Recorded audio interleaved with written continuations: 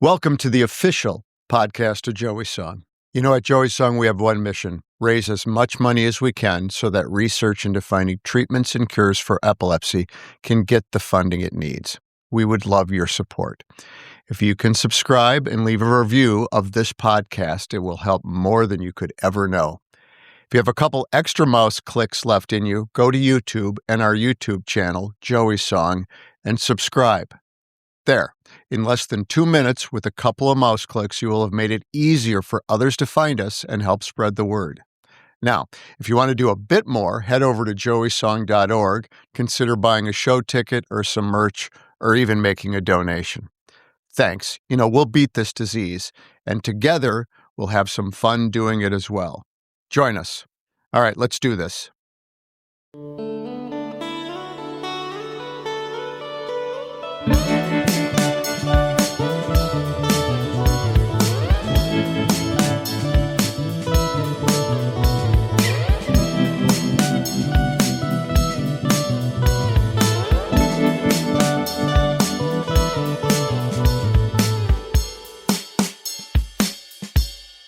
This is Scoreboards and Set Lists.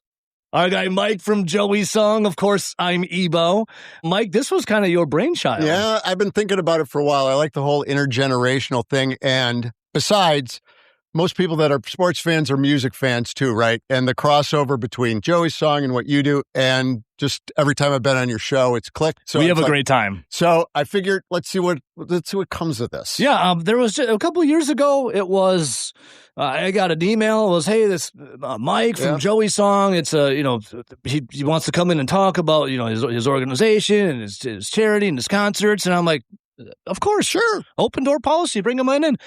We kicked it off right away, man, and just started talking about everything music and concerts. And then you're a huge sports fans as well, so we'll get into all that. Yep. But Mike, I got to say, man, this was a great idea from you. And what you got to know about me, sometimes I just need a little nudging. I need a little nudging, and then I fall right in. I understand completely. Yeah. You're like a musician. See, that's why that's exactly what I have to do with my artists. Nudging is probably the nicest thing I do with some of them. Yeah. So I mean, you can shove if you want, and sometimes it requires that too. I just want somebody to shove. That's Dave Perner. There you go. Soul Song. See, you got the Joey Song connection already in there. Dave's one of our artists. I know. I love Joey's Song. So, Mike, let's get into this quick. Yep.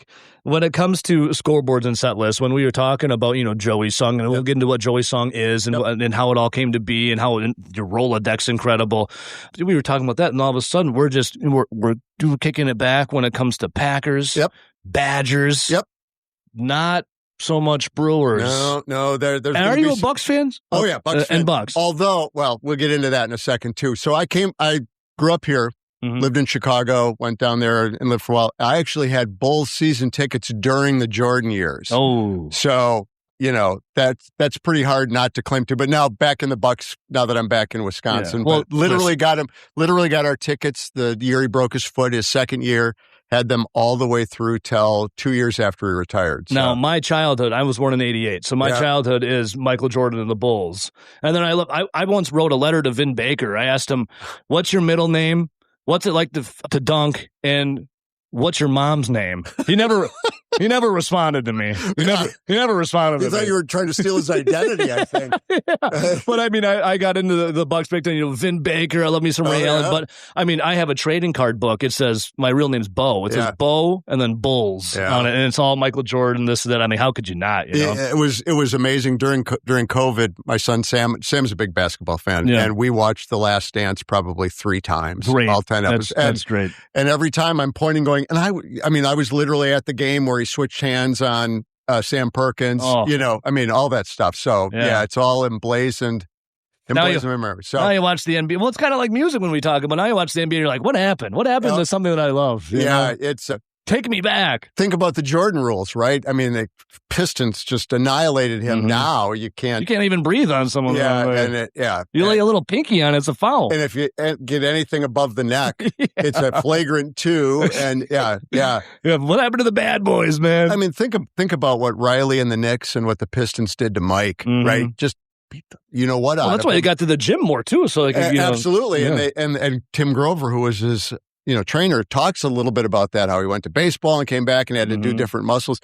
I mean, the dude took a beating, and it was a different time, but man, I hate to be the old head sitting there going, "You kids don't know," but you're right though, man. You're totally right. It was a glorious time, and then that team. I mean, and we'll get into more of the sports of you in a second here. But for Joey's song, I mean, for this introductory segment or the first episode here, talking about Joey's song and the Freezing Man Festival they have, and I know we've done this before, and I know it's near and dear to your heart, to mine as well. But what is Joey's song, and how did it all come to be? Sure. So Joey's song is a concert series now, really what it's gotten down to, that raises money to fund research grants. It gets kind of convoluted.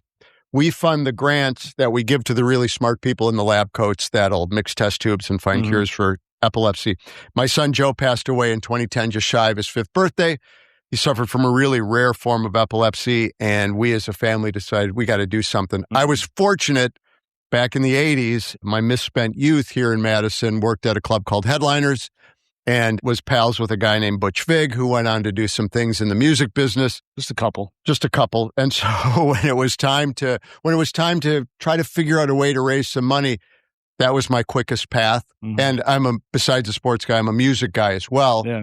So let's start doing this. And it's really, and I'm sure we'll get into it over the weeks, it's really been an evolution. It's not like I sat down and said, we will do a concert series and we'll get all these Grammy winners and Rock and Roll Hall of Famers.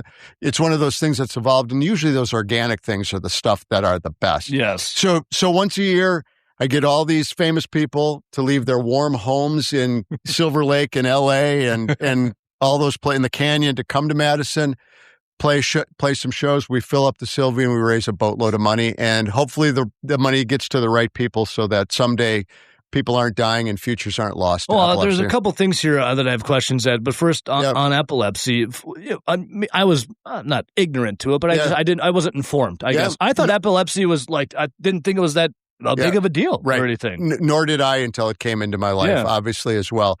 Epilepsy's, like a lot of disorders, is a spectrum disorder. Yeah. There's just as many causes as there are manifestations of it. And unfortunately, that means there's millions of different ways you treat it, too. It's not like, a cold where not that we've cured the cold. I guess that was my first factual error of the broadcast. That'll happen from time to time, and that's okay. About every 7 minutes. But so what epilepsy basically is, and now they're referring it to the epilepsies in plural because there's so many different, I mean, that's kind of the inside baseball version of it. Sure. But it can be a head injury, right? A lot of our soldiers and first responders develop epilepsy because you get knocked in the noggin a few times, and that'll do it. Tumors, growths in the brain, malformations. In my son's case, it was a chromosomal disorder. Really? There's sodium changes in the brain. Again, I hope no neurologist is listening because I'm going to make factual. They can call in if they want to correct us. Yeah, absolutely. We'll put up a specific line. There's so what a seizure is the brain goes haywire. Think of your computer getting the blue screen of death, right? That's what's happening. Two things try to happen at the same time that aren't supposed to, right? And when the brain isn't wired the way it's supposed to be because either of an injury, that growth, or a chromosomal thing, you get that conflict, and then it can manifest itself in a number of ways. The ways most people know is they call it a grand mal seizure. It's not that anymore. It's a seizure basically where somebody falls to the ground shaking. But it can also manifest itself. People go off staring. People start kind of speaking in tongues.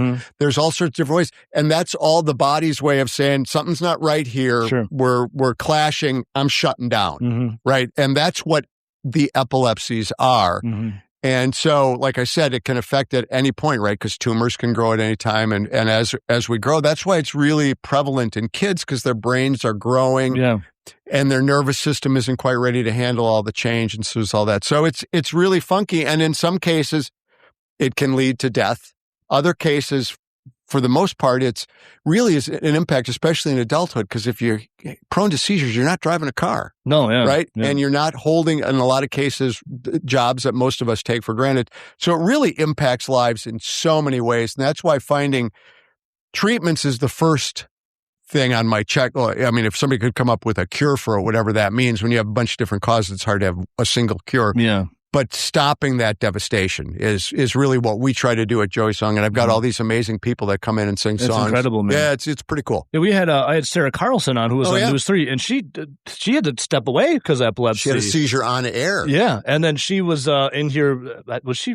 I forget. She came in with me. Yeah, that's what it was. Yeah, because she used to be the and now she's back on. I think she's now back on the air. Yeah. The seizures have been under control for a while now, so she's back over at Channel 3. Yeah, no, Sarah went through it, and with a lot of people, Sarah went through what a lot of people go through, which is finding the right.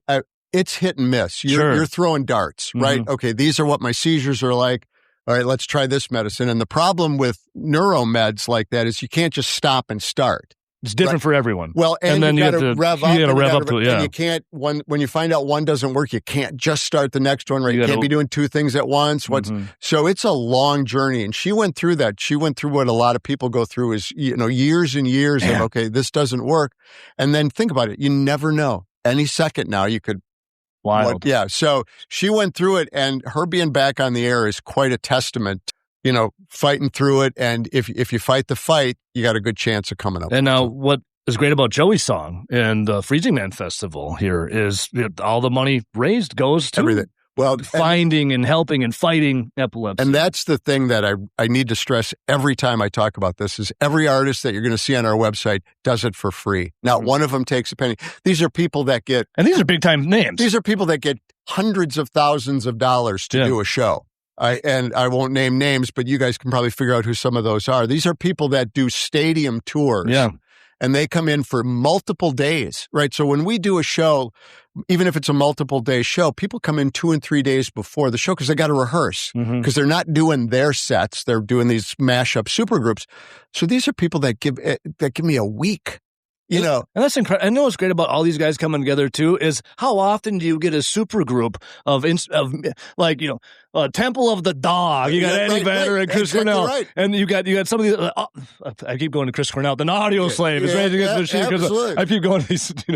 But Chris Cornell's. But you have all these super groups. Like you never see that happen. Right, and does it even happen anymore in bands? Barely. For Joey Song and the Sylvia, it does.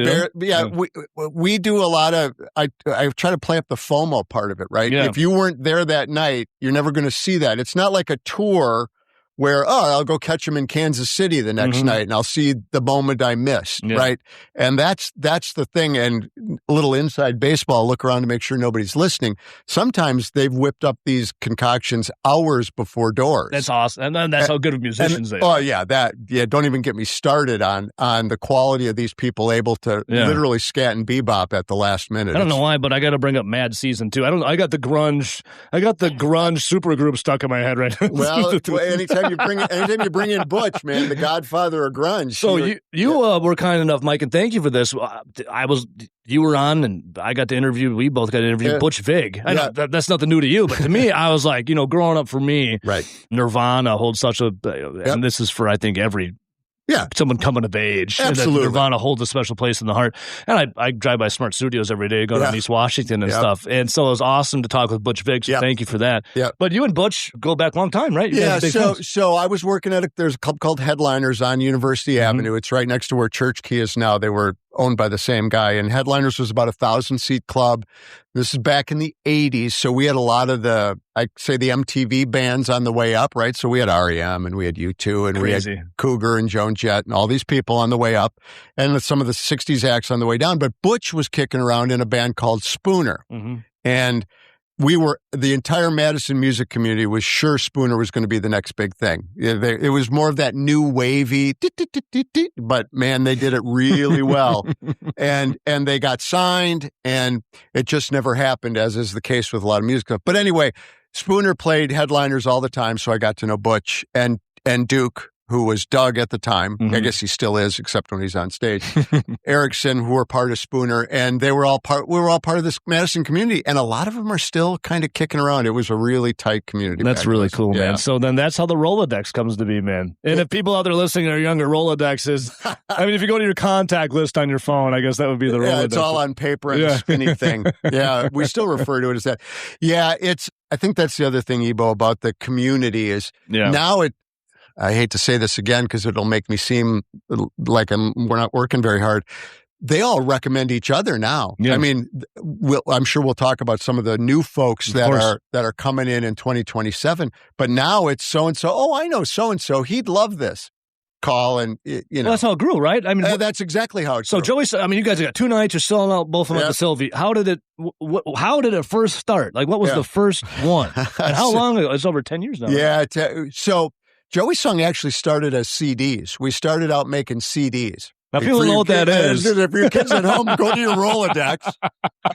And because that was, throw your mind back to 2010. That's when this all kind of started. And I was calling on people that I kind of knew, sort of knew, or would just send emails to info@artist.com. And this is an idea you have. Yeah, just tried to raise $500. There's an interview I did with the local paper back when this all started. I said, if I can raise $500 and write a check to the Epilepsy Foundation, it'll have been worth it. So no kidding. We would put together these, and I'd get response. I mean, we had Sam Yannis from the Bodines and Roseanne Cash and Mike and Peter from REM, and lots of cool people donated. Problem is, nobody was buying darn CDs anymore. I know the shift. Well, everybody was burning CDs, and streaming then the shift of streaming. The world decided at that point they were never going to pay for music again, basically.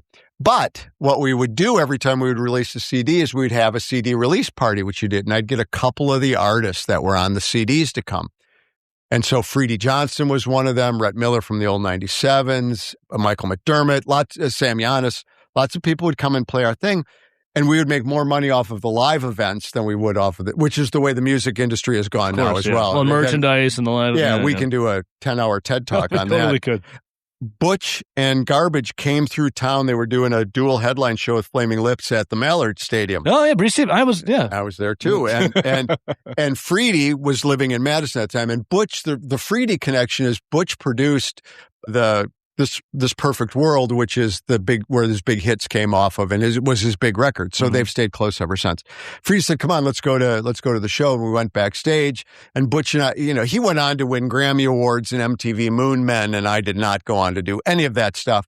So obviously, when we met, I knew who he was, and it took him a minute to kind of connect the dots because it had been 20 years. Yeah. And was your hair the same or different? Less gray and a lot shorter. and so we connected, and he said, well, what can I do to help? And I said, well, first, that was your first mistake, asking me what you can do to help. And he and Duke and Freddie and a few other people had this knockaround band called the Know-It-All Boyfriends, which is just them screwing around doing covers. I said, come and play a show. Long story short, that started, and then all of a sudden people would say, hey, I want to come and play, and now it's just expanded into this unbelievable, this massive Grammy winners. CD release party, and now 2 nights at the Sylvie. 2 nights at the Sylvie. Amazing concert venue. $2 million later, man. Jeez. Yeah, I just need $500 to make it all worth it, and now over $2 million, you said? Yeah. Unbelievable. Yeah, it truly is. And it's a glorious night. And if you ever need to understand a musician's heart, go there. Yeah, right. Because these people, I mean, you got people, I'll do hand claps, right? I mean, kind of stuff. These are people that are usually the center of the stage with 4 spotlights, and they're happy to do the doo-wah and the hand claps, on stuff. So, have you ever brought out a triangle for someone to play? Well, it's funny that you say that. We have a cowbell as kind of we got to have more cowbell, Mike. Because the Know-It-All Boyfriends have recorded one song. It's kind of a Bachman Turner overdrive ripoff, and they say that's what it is. And it's got cowbell. So every year we play that, everybody comes out with cowbells, and then we auction them off. So it ain't a triangle, but it's darn close. I thought maybe guys did Don't Fear the Reaper or something with the cowbell. Well, we've thought about doing that with Mississippi Queen by Mountain. All the great cowbells. Yeah, that's it. So underappreciated instrument, the cowbell. Especially for those of us with no musical talent.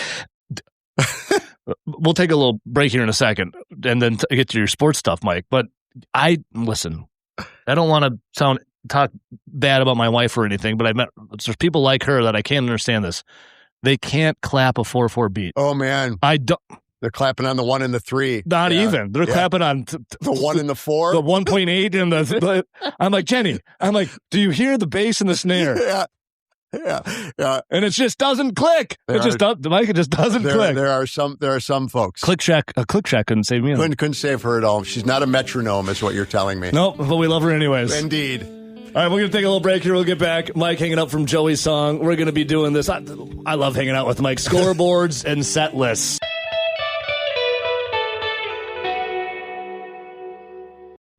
with the scoreboards and set lists, the scoreboard side of things. Yes, sir. You are a diehard Packer fan, as am I. Yep. My childhood was Brett Favre. Yep. Mine was Bart Starr, yep. both as a player and then as a coach. So you saw some lean years. I saw the leanest years.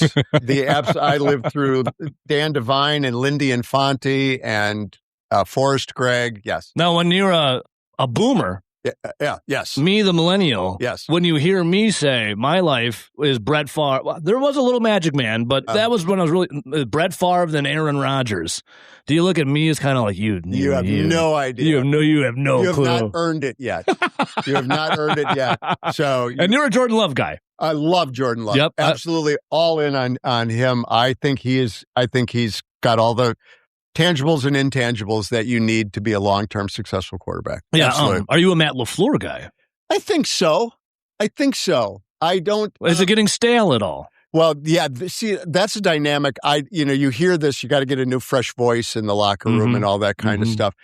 I just believe with the way that I know he calls the plays, but when you go in with the 2 or 3 choices at it, it's still yes. You got to give Love the right 2 or 3 choices, but it's still that. It's that brain and number 10 that still does it. So I have a hard time putting too much, and maybe I don't give the head coach enough credit because first of all, I can't understand how a quarterback can do what they do. Yeah. It's unbelievable. Different kind of mind. To play at a high level, both physically and mentally, to do that and make the reads. And, and you hear them talk about it after the fact. I'm talking great quarterbacks in general. Well, I saw the cornerback creeping up on that, so I knew it was a cover 2. And so the linebacker was in the and you then have to figure out where you're going to throw it. And it's a lot of studying. In 2.4 seconds or whatever they do. Well, I saw you could walk up to Jordan Love and with Butch Vig and you could be like, hey, here's a composition. Here's some music we're going to play tonight. He'd be like, we're in the key of, whatever. Right. Like, I don't know what the hell this means. Right. That's exactly right. And I guess what we're saying is whenever you see somebody at an elite level on whatever their profession is, you're in awe because to get to an elite level at anything,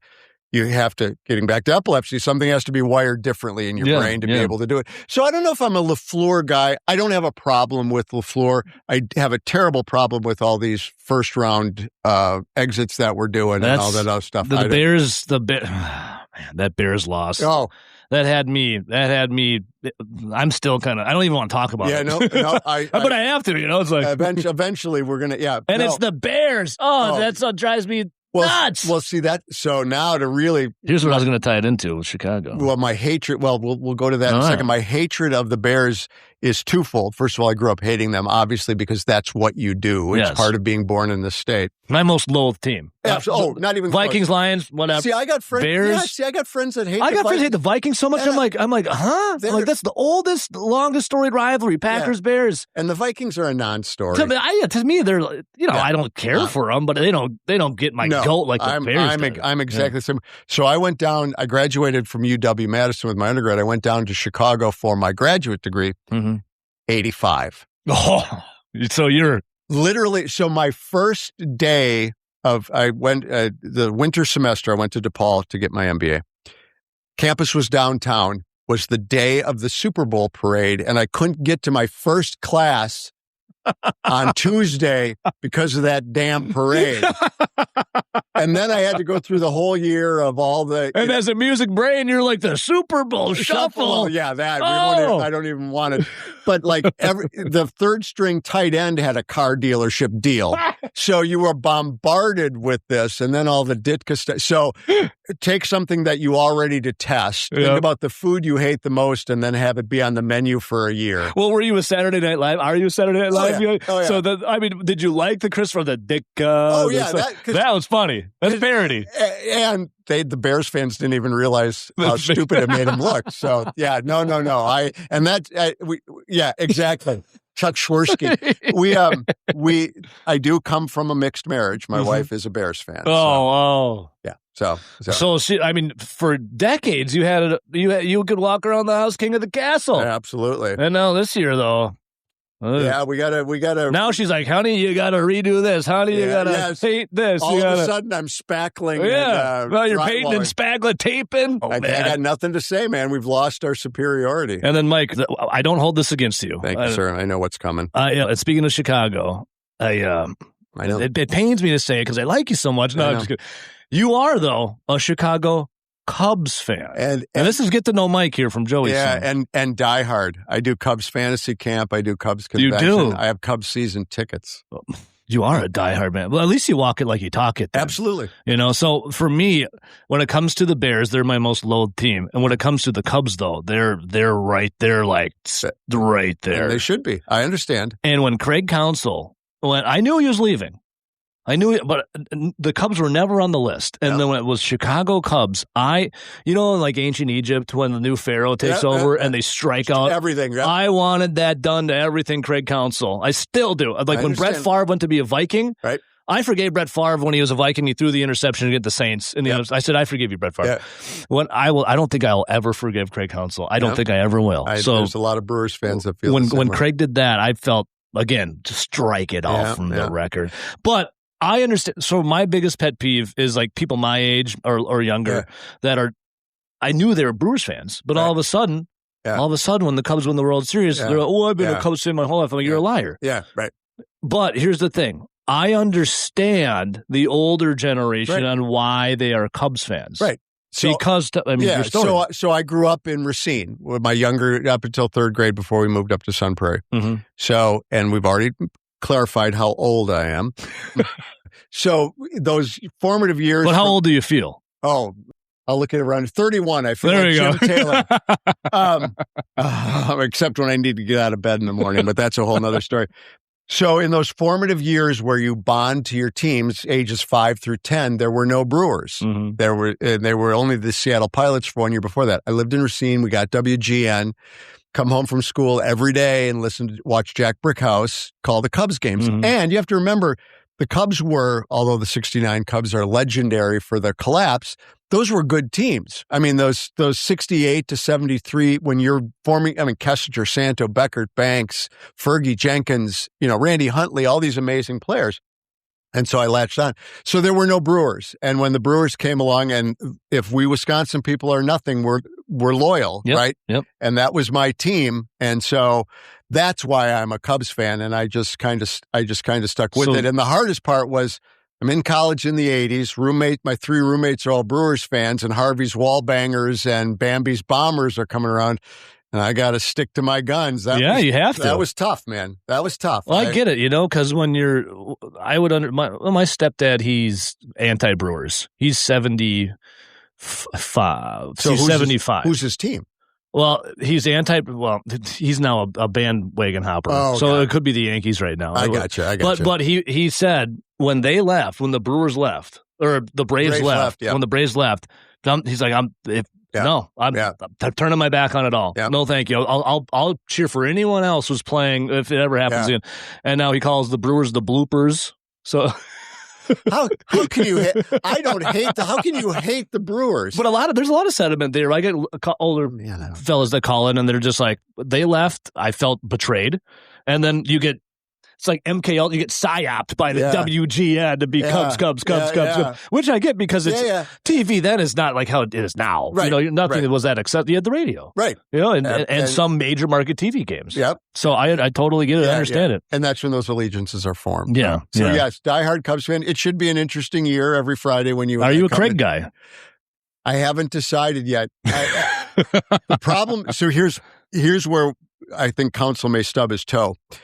He made his bones on managing the bullpen. The Cubs don't invest in the bullpen. The Cubs retool their bullpen every year and always find 2 or 3 gems that go off to other teams. So this will be this will be what they're paying Counsell to do, and we'll see. Because as observing the Brewers, right? Isn't that always made between Hader and Williams and all these amazing? He had those all-star closers. Yeah, and he was able to manage that well. So we'll see. Because otherwise. The Cubs have a lot of offense, as they've proven the last couple nights in Tampa. You just roll that out. We lost Cade Horton, our second place in the Rookie of the Year for the season in pitching. But managing starters is not, I don't think, is that big a deal. Managing the bullpen. So we'll see if Craig can do it. The starters aren't like they used to be. You get a starter out there, 8 innings, get the closer in. Maybe you get a Machismo start out there. I'm going a full game, man. Not to be the name dropper, but I do Cubs fantasy camp, and Fergie Jenkins is one of our coaches at Cubs fantasy camp. Fergie had pitched 23 complete games in a 38 start season. Yeah. And the only reason he wouldn't finish the other games is if he was getting beat. It wasn't because 100 pitches and then your arm falls off. And then the world closes. Yeah. So yeah. The one thing I've always wanted, if I was ever a professional pitcher, I would want to do the Doc Ellis approach. Do a little acid. I'd do a little acid. Sure. Not knowing I was starting, and all of a sudden I'm out there seeing Jimi Hendrix play the guitar as opposed to just an opposing guy with a bat. The Hunter S. Thompson approach to pitching. I would listen. I would try it. I would try it in a different life. What have you got to lose, man? Exactly. Other than your sanity. And then afterwards, you're probably reborn again. You feel connected to the universe. And if not, you'll try it again. Yeah. Yeah. Just be sure in a good state of mind first, and your house is clean. No, Mike. Yeah. I'll back away from that. Yeah, I don't know. I had a friend told me something about that once. Yeah. So I've read about it. Mike, awesome time hanging with you. I don't want to brush over anything for the first one that we have here for scoreboards and set lists. I guess where we started, we'll end. Joey's song. Yep. If people, real quick, if you want to get in on Joey's song and how people can get involved, what it all means. All the socials, we're Joey Song. All one word on all the social media, joeysong.org on the website. We've got some stuff going on real quick.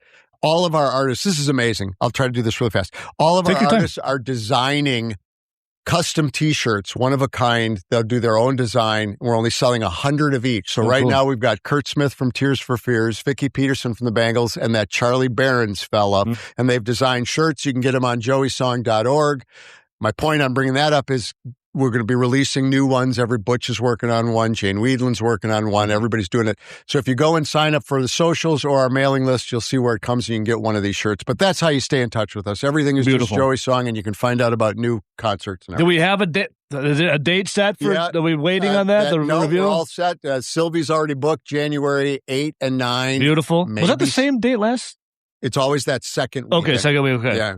So, and we're always working on new guys coming too. We got new guys. I'll I'll drop some names of bands without the people. Tom Petty's band. No. Perhaps a Beastie Boy or two. What? Yeah. So we got some stuff working. Dude. I'm telling you. Unbelievable. I'm telling you. Scoreboards and set lists. The first one, Mike. Woo, we made it.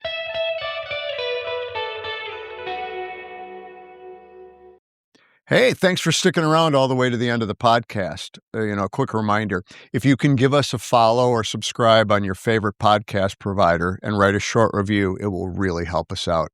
If you can head over to YouTube and subscribe to our channel over there, that's another big help. These simple acts make it easier for others to find us. And of course, head over to joeysong.org to join our community and stay up to date on all the news. Thanks, and we'll talk again real soon.